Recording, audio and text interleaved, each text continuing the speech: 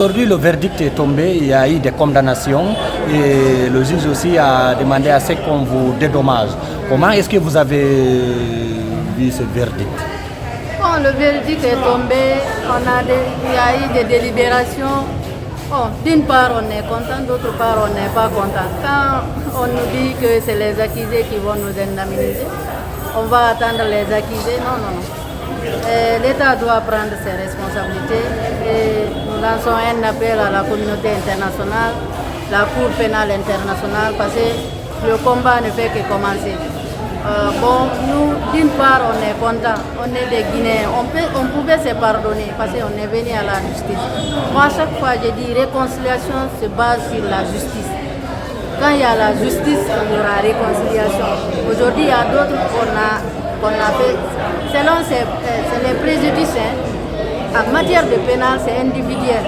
Par exemple, C.C. Raphaël, il n'était pas au stade et si on le condamnait. C'est que le président du tribunal a pris ses responsabilités pour ne pas lui aussi, pour qu'il gagne des problèmes. Il a raison parce que quand tu es juge, un jour tu seras jugé. Quand tu es procureur, un jour tu seras jugé. C'est pour cela qu'il a pris toutes ses responsabilités. Nous, on est très contents de lui, le président du tribunal, mais d'une part, affaire d'indemnisation pour dire que les accusés vont nous indemniser. Quand ils vont le faire? Quand ils n'ont qu'à prendre le ministère, la communauté internationale, on est là. Il y a d'autres qui sont malades, qui ne peuvent pas se faire soigner. Il y a d'autres protections et sécurité des victimes. Ça aussi, il y en a. Et on lance un appel aux nouvelles autorités qui sont là actuellement de prendre toutes les responsabilités en main. Voilà. Est-ce que la peine qui a été prononcée contre les accusés à Claude Puvis, par exemple, réclusion criminelle de la sécurité à 25 ans, et capitaine Moussa Dadis Camara 20 ans, Marcel 18 ans, ainsi de suite, est-ce que vous pensez que ces peines sont petites, comme les autres? Vous savez, les peines sont petites, mais ce que je vous ai dit, nous, si on nous demandait, on allait pardonner parce qu'on est arrivé à la justice. C'est ça que chacun a son âme. Bon, c'est des pères de famille, on comprend. Mais ce qu'ils ont fait aussi, c'est pas bon. Parce que nous aussi, on est les fils d'autrui. C'est eux qui devraient nous protéger. Si vous voyez que nous, on s'est battu jusqu'à arriver à la justice, c'est pour avoir la réconciliation et pour la paix. Parce que par exemple, C.C. Raphaël, aujourd'hui, ceux qui disaient les forestiers, nous on va se manifester, il est libéré, colonel Diaby est libéré, et qui encore, Kalonzo est libéré, les autres sont condamnés, c'est eux qui étaient responsables. Bon, M. Toumba, 10 ans, vous comprenez. Bon, c'est le président, vraiment, on ne sait pas, mais comme on a réqualifié, il y a d'autres encore, on a réqualifié les faits. Il y a d'autres qui ne sont pas venus, il y a d'autres qui ne sont pas là. Je crois Konaté n'est pas là, il était au haut commandement. Il y a beaucoup de gens responsables qui ont fui dans notre pays. Goto tampata ɗum e ɓendaala galle en jen ko hulɓintame wo ko so inni hannde men mayata ko lutti ko ngay fof ko hulɓintamen ala stade 28 septembre min mi hewtuno ɗon taw e 8 heures bimbi hari miɗo ɗon keɓoro koye tawde amen ngari ɗon min kellanimo o yenni men o yinno men dégage ɗon sina ɗum wawi men warde o nangga leader ɓe amen o ɓokki ordre yoɓe fiiɗo fellu men gage ɗum waɗa ha feƴƴi min inni min yeeyi ka jammari dore men garta kadi min fotte makko ka fondi o kali men ɗon kadi c'est fali que sonko jano ha faala kinappude alaji sello naɓa ko menen gardi ko ɓen sali ɓen inni alaji sello ƴewata kawtoma o cippi o jokkiri men noon ha kay sali ha ko ɓe militaire ɓe ari felli toon minen ko barke Allah e tumba kon dandi men seeɗa par ce que kon inni où est le leader venez min ari takko makko so tawi goɗɗo no fiide leader jo dampa mo inna qui vous a dit ça et je dis kon ɗo walli men ha min yalɗo men sikki men daɗi kono jakari men loowi no fanɗi ɗum capanɗe joyi ma capannayyi ko fanɗi o Moussa Keboro Camara oya colonel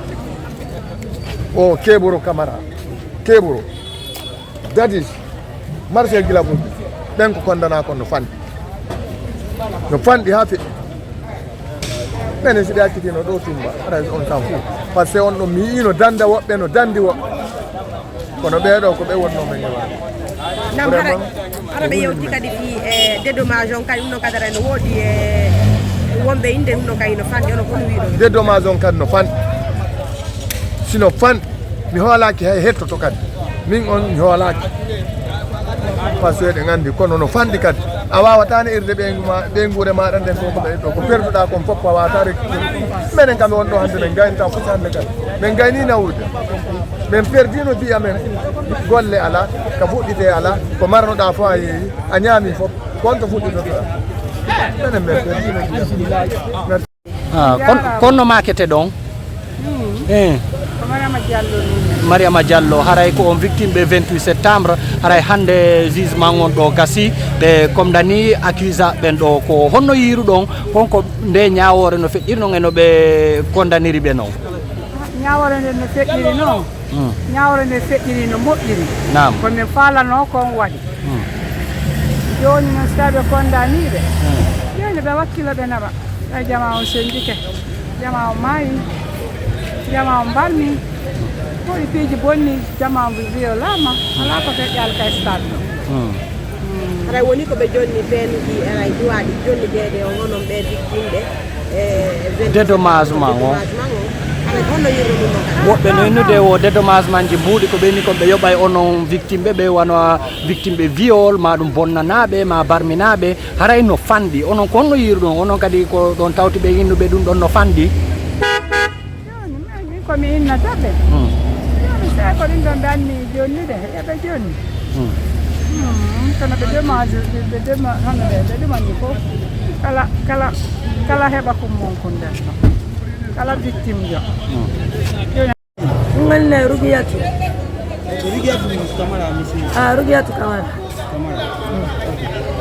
après mo misi tamo so ko di fepuina 28 septembre est-ce que victime victime nanna fe na an so to ko akono kono e projet na kan danje ko to mo baran jala khin don road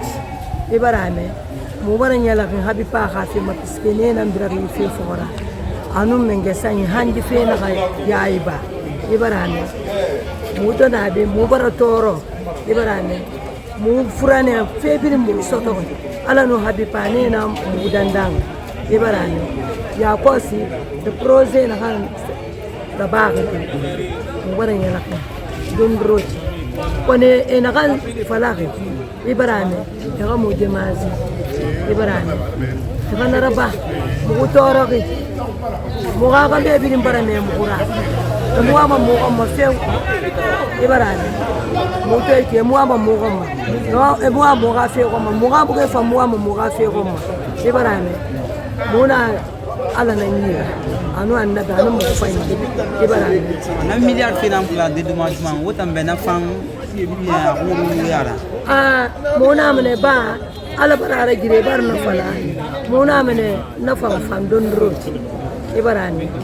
ba mu nyoko mun nama na fala ma mu nyoko mun nama diki tira ba ma ibarani kono ala to bare ki tira ba yiki mu baran yala kin awula garata nyuma fidi menga sai no ma commande don roti ba la gine fenara wo way mane ya ko se han woje e ma birin kana ibarame mula ala danna mu yati ala danna anu mu habipa mu be benge mu nyala habipa benge fanna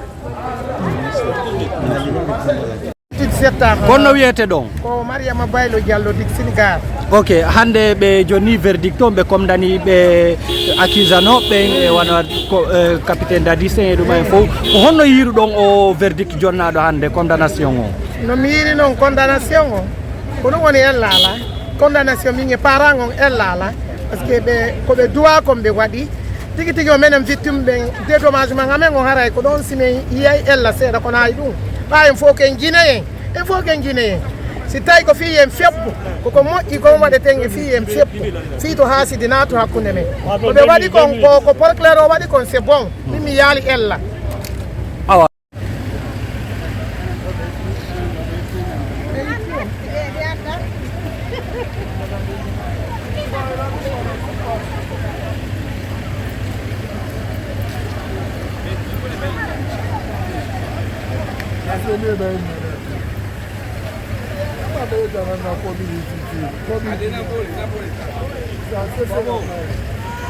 Tenembang.